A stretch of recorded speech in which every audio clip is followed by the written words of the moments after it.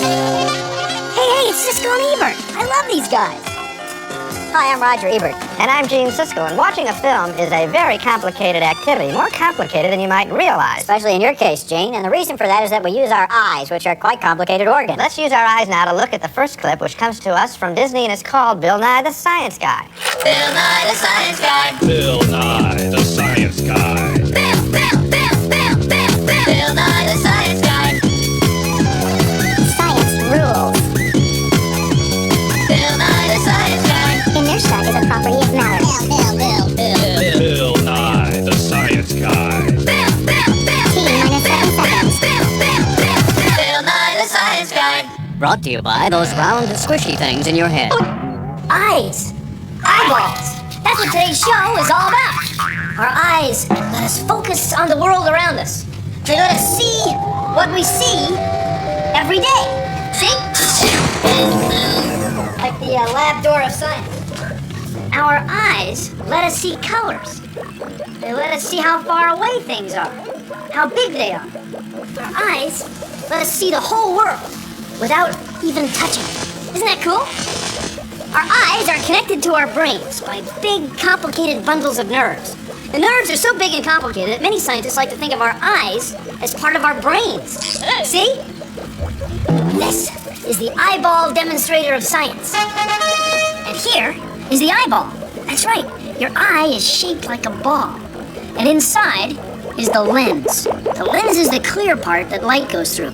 And in your eye, the lens sits way up near the front, like this. Now, before light gets into your lens, we have to control the amount of light that comes into our eye. We don't have too much or too little. And we do that with something called the iris. The iris changes size, like this. By the way, the iris is the part of your eye that has color. Like someone says to you, you have blue eyes, or brown eyes, or green eyes. That's the iris, this part right here. Now let's say we're looking at something. Maybe a kid on a stick out here. All right, the light from the kid on a stick goes through our iris, through the lens, to the back of our eye. And look, the image of the kid on the stick is upside down. Isn't that wild? The kid on the stick is upside down. We heard you, Bill. So our brains take the upside down images from both our eyes, turn them right side up, mix them together, and make sense out of what we see.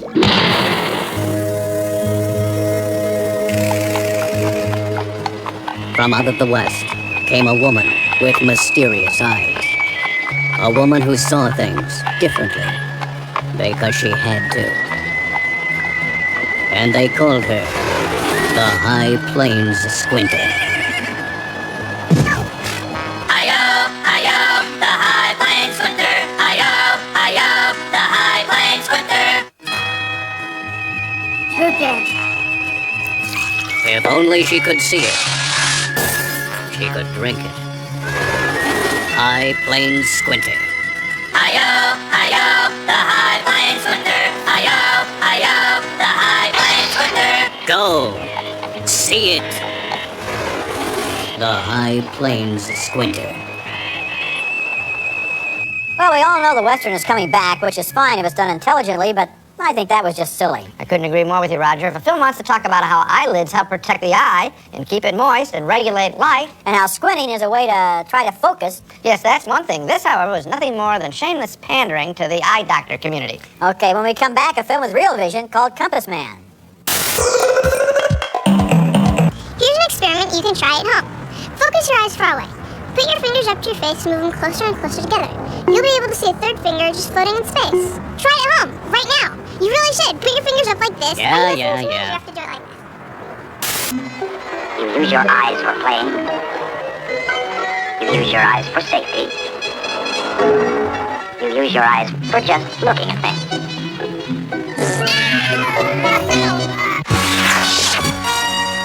And we are well into round one of the National Staring Championships, where current champion Bert is meeting the icy glare of challenger Kate. You know, an interesting fact, Lance. Your optic nerves, the nerves which run from your eyes to your brain, are about 20 centimeters long. Well, that may be true, Timmy, but what it's really going to come down to is who blinks first. Oh, it sends a chill down my spine. Yeah. And we'll be back with more from the National Staring Championships right after this. Our eyes regulate the amount of light that enters them, kind of like this. Hi, my eyes are brown. Yours may be too. this color is called the iris. People with blue eyes have a little bit of melanin in their iris. People with dark brown eyes have a lot. Hazel and green eyes have a medium amount of melanin. Melanin makes us all different, but in a way, all the same.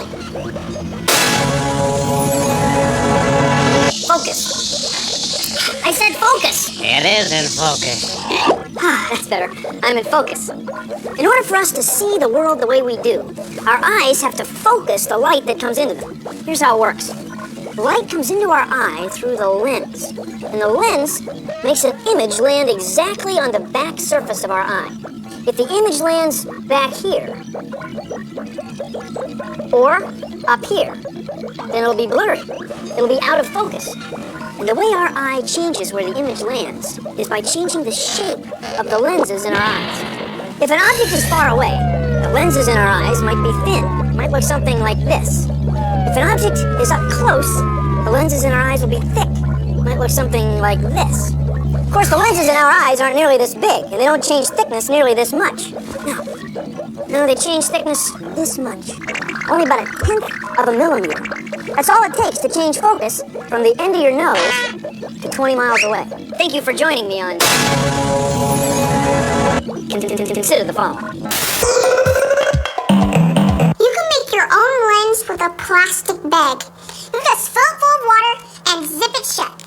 Now pick an object to focus on, like this box of cereal. Move your plastic bag lens of science back and forth. You'll be able to see the box magnified. Now squeeze your lens. You can make the box blurry or sharp. It's the same way the lenses in our eyes work. Not bad for a bag. To Ruth, the chalkboard looked like this. If you can't read what's on the chalkboard, it's hard to answer some of the teacher's questions. Class, what happens when we can't change the shape of the lens in our eyes enough to put the image exactly on the back surface of the eye? Duh, it's out of focus. But we can correct the problem with science. If you put a special lens in front of the eye, it bends the light coming into the eye in such a way the eye's lens will put the image directly on the back surface of the eye. We call that special lens glasses. Very good. Focus.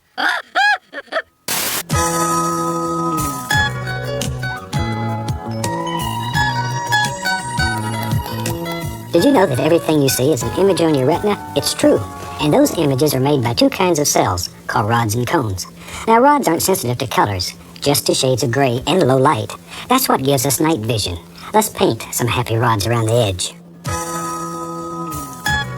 Happy little rods.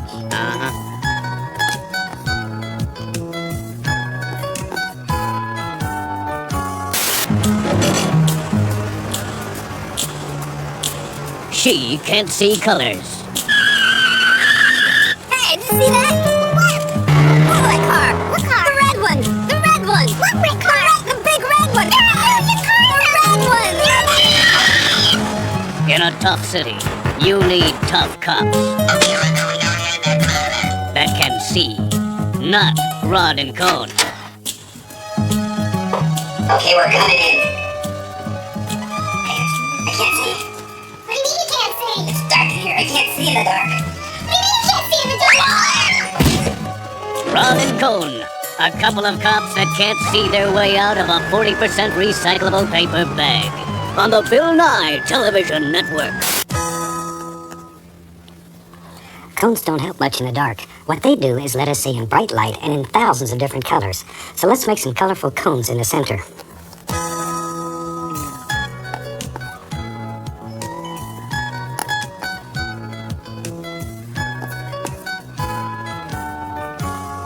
And here we are at the retina, land of happy little rods and cones. Happy.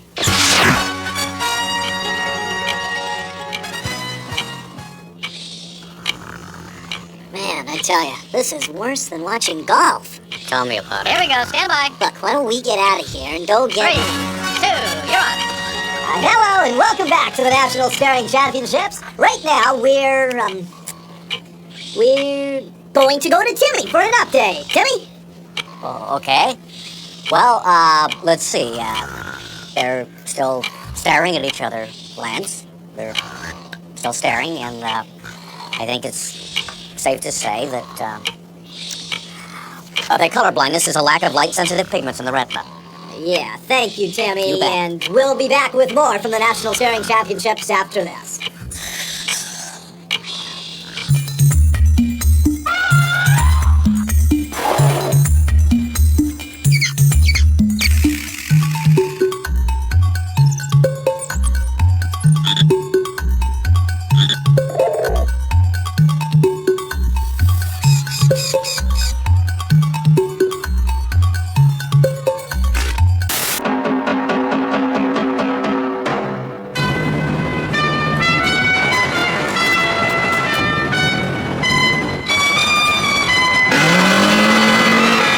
Even though I don't have eyesight, I can still get around the city very well. I could ride a bike. I could play Super Nintendo. I do judo. You see, I know that I'm blind. I know nothing is not going to stop me from being what I want to be or to do what I want to do.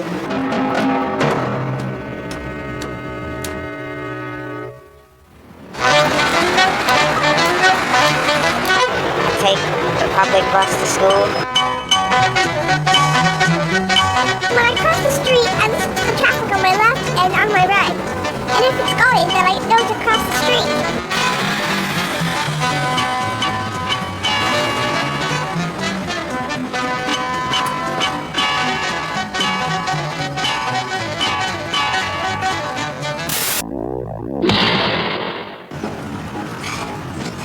When a soccer ball is coming towards you, you want to figure out where it's going to land. And you do that by getting cross-eyed. No kidding. When you're looking at an object in the distance, your eyes turn in a little bit. Then your brain uses these angles to figure out how far away the object is. The closer the ball is to you, the more crossed your eyes get. Once you know where the ball's going to land, then you can decide whether to play it with your feet or your head. That was a header. That was a header.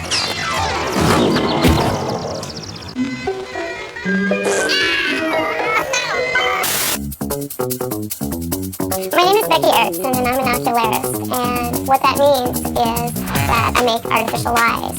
And we have Crystal here today, of which we are going to build her an eye because she lost her eye when she was younger due to cancer. By making artificial eyes, the first step that we do is we make a mold of the eye. It's very similar to when, say, your mom makes a Jell-O mold. You pour the Jell-O into the mold, let it set, and as soon as it's cold enough, you take the mold off, and you have a duplicate or an impression of that mold. And that's what we do similarly with our patients. From this point, we want to go and just clean up the blank so that it's nice and smooth and comfortable for Crystal to try on in her socket.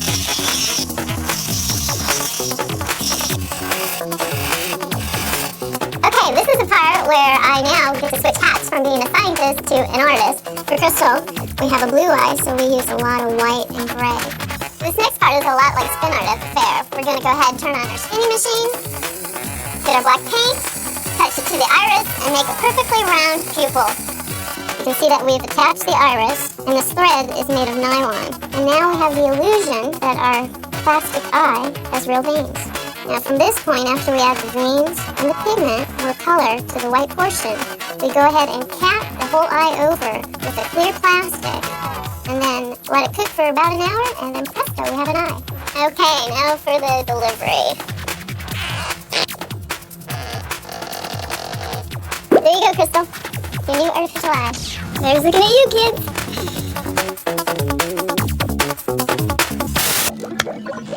That last thing really got to you, didn't it, Bill? Oh, hi. I was just crying. That's right, it happens to the best of us. The tears you make when you cry when you're upset are the same tears you make when you're just washing your eye. And tears come from little glands above your upper eyelid. They flow down over your eye and then drain into your nose. And that's why a lot of times you have to blow your nose when you're crying. Excuse me. Now, do you see this little dot in the corner of my eye? That's where the tears drain from your eye into your nose. See, it's all connected all the time. Do you see the little dot? Do you see it? Do you see the little dot in the corner of my eye where the tears drain out? Bill? That's where the tears drain from your eye. Bill? Bill, come on, let's talk. Bill, don't do this. Don't listen to me. Bill, why don't you take some time off? They're tough. They're gritty. They have potholes. The streets of New York with your host, William Nye. Welcome to the streets of New York. Well, it's not really the streets of New York. It's an optical illusion. I mean, that truck is real, but all those buildings are flat. They're almost on one piece of material. See, it's your eyes playing tricks on you. It's not just your eyes, it's your brain. You know, they're connected. See? It's an illusion. Next week, the streets of Plains, Montana. Hello, here we are again at the National Staring Championships. No progress yet, right, Tammy? Timmy! Timmy! One-eyed people don't have any depth perception. Oh, that's great. That's just great. He blinked! Ladies and gentlemen, it's over! This contest of corneas between two visual virtuosos has ended. Let's see that again. Well, that's it. We have a new staring champion. From the National Staring Championships, I'm Lance Yardstick. Huh? Did you know that? 100 million people in the U.S. wear eyeglasses or contact lenses. All babies are born with blue eyes. Each eyeball is approximately the size of a ping pong ball. Now you know. Having two eyes allows us to see things in 3D. If we didn't have two eyes, we wouldn't see things the way we see them. Whoa! Oh.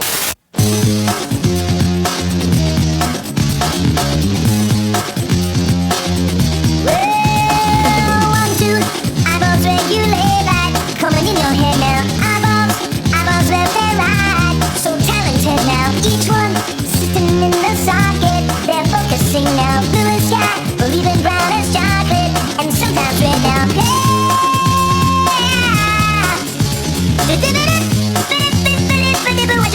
Watch it, looky.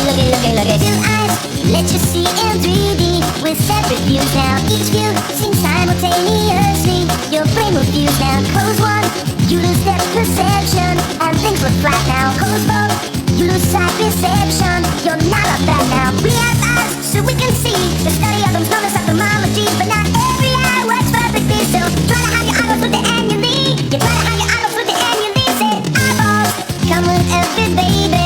They're in their heads now. Start blue, but they can change with aging. They're brown instead now. And if you are not seeing your best, just look ahead now and go to the optometrist. Just go ahead now.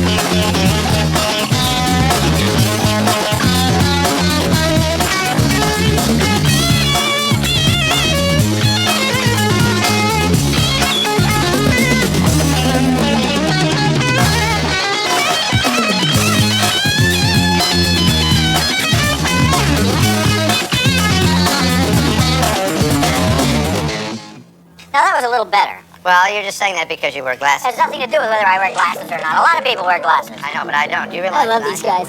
Well, that's our show. See ya. Get it? See ya. You know, maybe this Bill Nye guy will be big, and Nah, I don't think so. Produced in association with the National Science Foundation.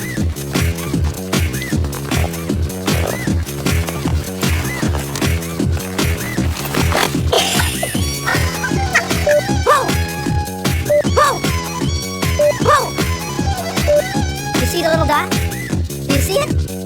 Do you see the little dot? Oh, I see. It's time to go. Get it? I see. Well, thanks for keeping focused on us this week. And look for us next week when we'll visit. Nah.